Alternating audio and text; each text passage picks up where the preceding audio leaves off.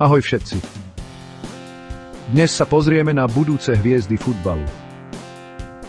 Títo mladí talenti už teraz robia divy a verte mi, budete ich chcieť sledovať. Prvý na rade je Jude Bellingham. Tento anglický stredopoliar má iba 21 rokov, ale už je kľúčovým hráčom Realu Madrid. Jeho prehľad na ihrisku, prihrávky a pokoj s loptou sú jednoducho výnimočné. Ďalej si povieme niečo o Pedrim.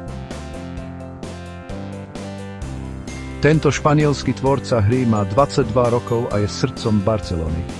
Jeho kľúčky a kreativita sú neskutočné, vďaka čomu jedným z najzaujímavejších mladých hráčov v La Ligue.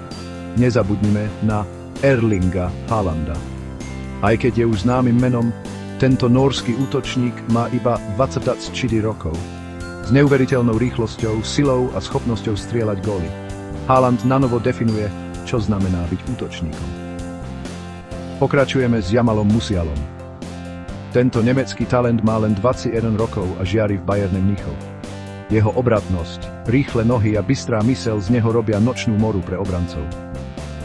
A potom je tu Bukayo Saka. Krídelník Arsenálu, iba 23-ročný, rozžiaruje Premier League. Jeho rýchlosť, centre a zakončenie z neho robia jednu z najväčších anglických nádejí. Nakoniec nezabudnime na Eduarda Camavingu. Tento francúzsky stredopoliar má 22 rokov a už teraz je silou v Reále Madrid.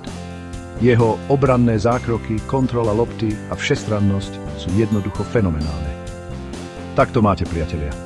Budúcnosť futbalu je v dobrých rukách s týmito mladými hviezdami.